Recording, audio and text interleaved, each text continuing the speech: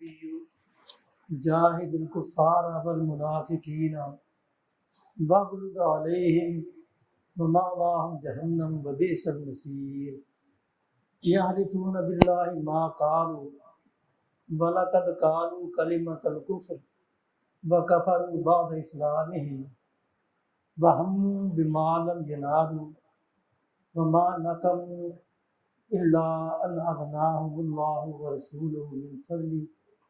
فإن يتوبوا يكن خيرا لهم وإن يتولوا يعذبهم الله عذابا أليما في الدنيا والآخرة وما لهم في الأرض من ولي ولا نصير۔ اللہ تعالیٰ نے جنگ تبوک سے پہلے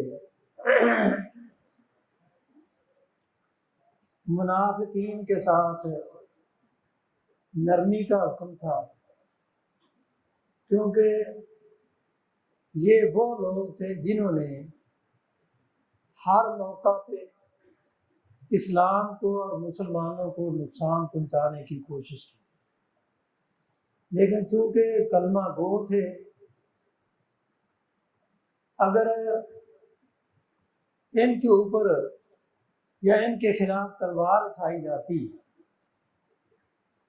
تو جو دشمنان اسلام تھے، کفار تھے، وہ کہتے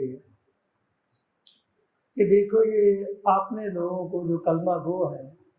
ان کو قتل کر رہے ہیں۔ اور غزوہ تبوک میں بھی ایسا ہی ہوا کہ رسول اللہ صلی اللہ علیہ وسلم جب واپس آ رہے تھے تو چونکہ اس غزوے میں کچھ منافق بھی شریک تھے، انہوں نے آپس میں مشورہ کیا کیوں نہ ہو کہ کسی جگہ اگر ہمیں اللہ کے رسول اکیلے ملیں تو ہم ان پر حملہ کریں اور ان کی زندگی کا خاتمہ کر دیں۔ ایسا ہی ہوا کہ رات کے وقت رسول اللہ صلی اللہ علیہ وسلم حضرت عمار اور حذیفہ بن یمان رضی اللہ تعالیٰ عنہما ان دونوں کے ساتھ پہاڑوں کے درمیان راستہ تھا، آپ دوسرے صحابہ سے الگ ہو کے اس راستے میں جا رہے تھے، اور انہوں نے جب دیکھا کہ اب موقع ہے تو انہوں نے یک بارگی حملہ کرنے کی کوشش کی۔ اندھیرا تھا، حضرت حذیفہ اور عمار رضی اللہ تعالیٰ نے ان کے اونٹوں کو یا گھوڑوں کو مار کے بھگا دیا، منہ انہوں نے چھپائے ہوئے تھے، پہچانے نہ گئے، لیکن رسول اللہ صلی اللہ علیہ وسلم کو بذریعہ وحی اللہ تعالیٰ نے ان کی خبر دے دی تھی، تو آپ نے حضرت حذیفہ کو بتایا اور ساتھ یہ کہہ دیا کہ یہ بات کسی اور کو نہیں بتانی، اور انہوں نے کہا بھی اے اللہ کے رسول جب یہ آپ کی جان کے دشمن ہے تو یہ 8-10 آدمی 15 آدمی ہے، ان کا خاتمہ کر دینا چاہیے تاکہ ہمیشہ کے لیے فتنہ جو ہے وہ ختم ہو جائے۔ لیکن رسول اللہ صلی اللہ علیہ وسلم نے اس وقت بھی اجازت نہ دی، اور اللہ تعالیٰ نے بھی یہ وحی نازل فرمائی یا ایھا النبی جاہد الکفار والمنافقین واغلظ علیہم، اے نبی آپ کفار اور منافقوں کے ساتھ جہاد کریں اور ان کے اوپر سختی کریں، لیکن تلوار اٹھانے کا حکم آپ کو نہیں تھا۔ منافقوں کے خلاف، کفار کے خلاف تو تلوار کا اٹھانے کا حکم تھا، لیکن آپ کو یہ حکم تھا کہ آپ ان کے ساتھ اپنا رویہ نرم نہ رکھیں۔ وَاغْلُظْ عَلَيْهِمْ وَمَأْوَاهُمْ جَهَنَّمُ وَبِئْسَ الْمَصِيرُ، کیونکہ یہ جہنمی ہے اور ان کا ٹھکانہ جہنم ہے اور وہ بہت برا ٹھکانہ ہے۔ اور ان کی ایک بری عادت یہ تھی کہ رسول اللہ کے خلاف یا صحابہ کے خلاف یا اسلام کے خلاف کوئی بات کرتے، اور جب وہ معاملہ کوئی صحابی سن کے رسول اللہ تک پہنچاتا اور یہ آپ کے پاس آ کے جھوٹی قسمیں اٹھاتے کہ ہم نے تو یہ بات کی نہیں، یعنی ایک موقع پہ نہیں، کئی مواقع ایسے آئے کہ صحابہ نے ان کی زبانوں سے مسلمانوں کے خلاف باتیں سنی اور وہ آ کے رسول اللہ کو بتائی۔ جب آپ نے ان کو بلایا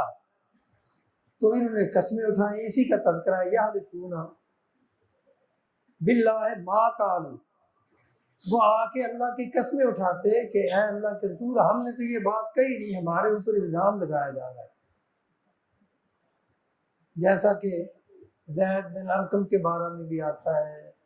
اور اسی طرح عمیر بن سعد کے بارے میں آتا ہے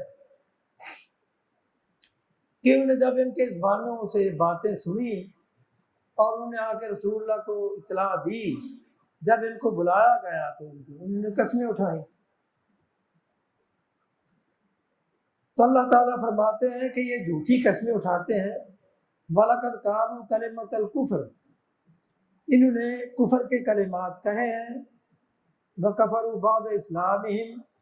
اور اسلام لانے کے بعد انہوں نے کفر بھی کیا ہے، وَهَمُّوا بِمَا لَمْ يَنَالُوا، اور انہوں نے ایسی بات کا ارادہ بھی کیا جس کو وہ حاصل نہیں کر سکے، یعنی اللہ کے رسول کو قتل کرنے کا بھی ارادہ کیا لیکن وہ کامیاب نہ ہو سکے۔ وَمَا نَقَمُوا إِلَّا أَنْ أَغْنَاهُمُ اللَّهُ وَرَسُولُهُ مِنْ فَضْلِهِ، اور یہ جو دشمنی ہے ان کی